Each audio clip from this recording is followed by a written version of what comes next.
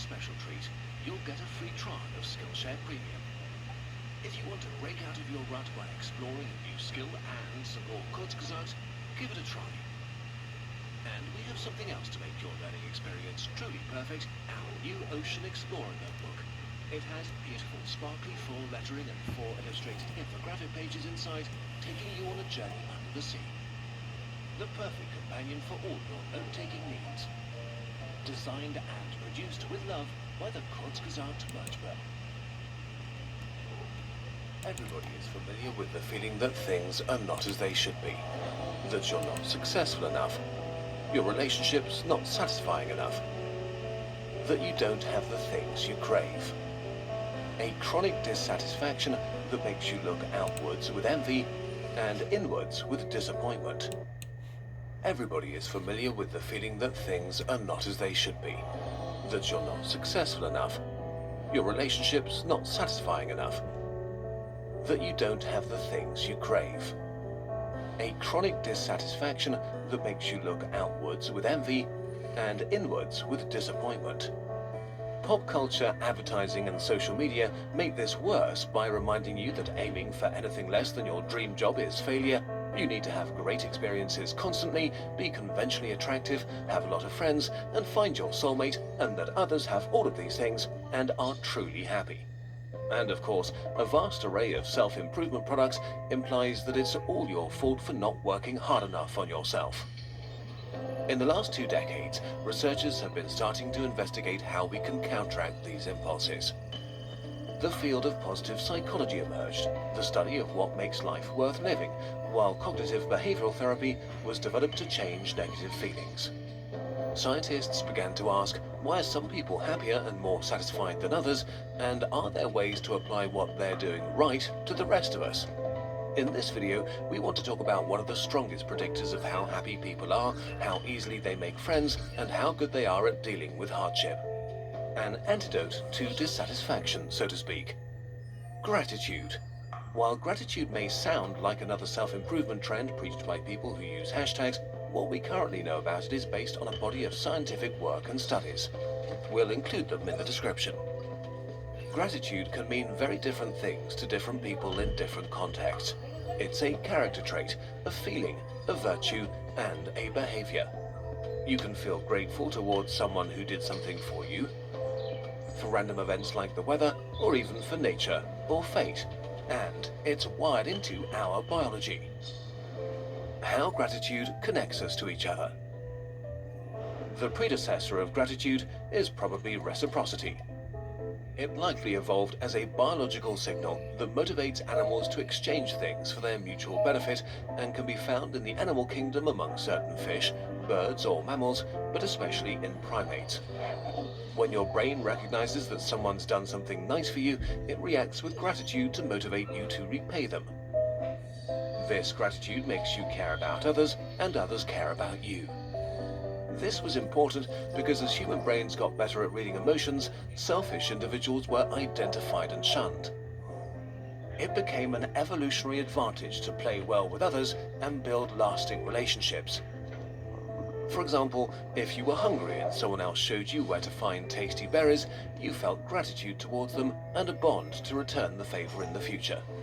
A drive to be pro-social. When you repaid them, they felt gratitude towards you. This brought your ancestors closer together and forged bonds and friendships. So early forms of gratitude were biological mechanisms that modified your behavior towards cooperation, which helped humans to dominate Earth.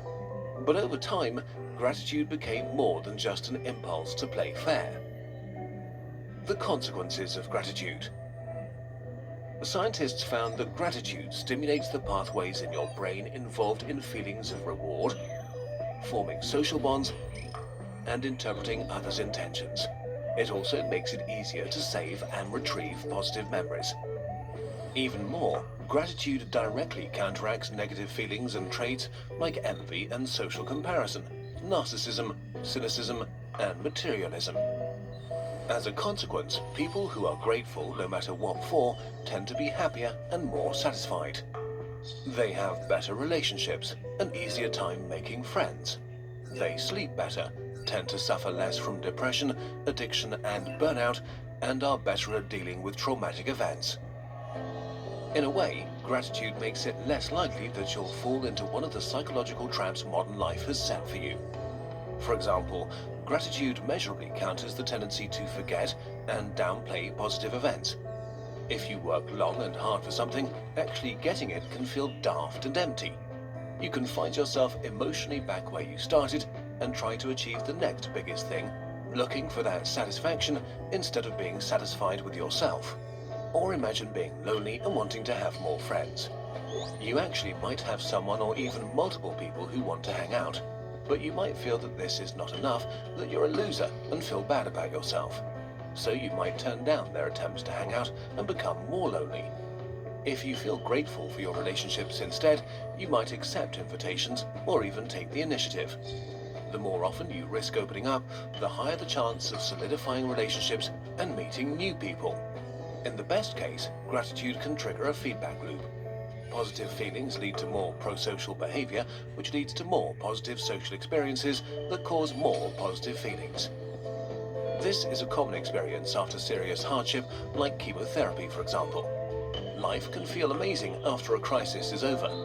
The smallest things can be bottomless sources of joy, from being able to taste to just sitting in the sun or chatting with a friend. Objectively, your life is the same or maybe even slightly worse than before, but your brain compares your present experiences with the times when life was bad and reacts with gratitude. So, in a nutshell, gratitude refocuses your attention towards the good things you have. And the consequences of this shift are better feelings and more positive experiences. While it is great to know these things, is there actually a way for you to feel more of it? How to make your brain more grateful. The ability to experience more or less gratitude is not equally distributed. You have what's known as trait gratitude, that determines how much you are able to feel it. It depends on your genetics, personality, and culture. This discovery made scientists wonder if they could design exercises that change your trait gratitude and lead to more happiness. Let's start with important caveats. It's not yet entirely clear to what degree gratitude can be trained or how long the effects last. There are no magic pills for happiness. Life is complicated. On some days it feels like you're in control of yourself, and on others you feel like you're not. And this is okay.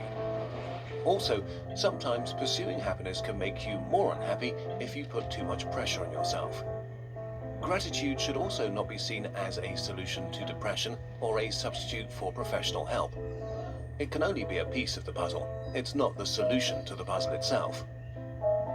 The easiest gratitude exercise, with the most solid research behind it, is gratitude journaling. It means sitting down for a few minutes, 1 to 3 times a week, and writing down 5 to 10 things you're grateful for. It might feel weird at first, so start simply. Can you feel grateful for a little thing, like how great coffee is or that someone was kind to you? Can you appreciate something someone else did for you? Can you reflect on which things or people you would miss if they were gone and be grateful that they're in your life? We're all different, so you'll know what works for you. And that's it really. It feels almost insulting, like things shouldn't be that simple. But in numerous studies, the participants reported more happiness and a higher general life satisfaction after doing this practice for a few weeks. And even more, studies have found changes in brain activity some months after they ended. Practicing gratitude may be a real way to reprogram yourself. This research shows that your emotions are not fixed. In the end, how you experience life is a representation of what you believe about it. If you attack your core beliefs about yourself and your life, you can change your thoughts and feelings, which automatically changes your behavior. It's pretty mind-blowing that something as simple as self-reflection can hack the pathways in our brain to fight dissatisfaction.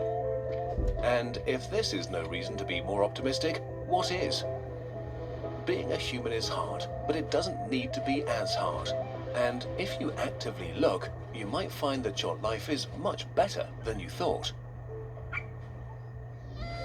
If you're curious and want to try out gratitude, we made a thing.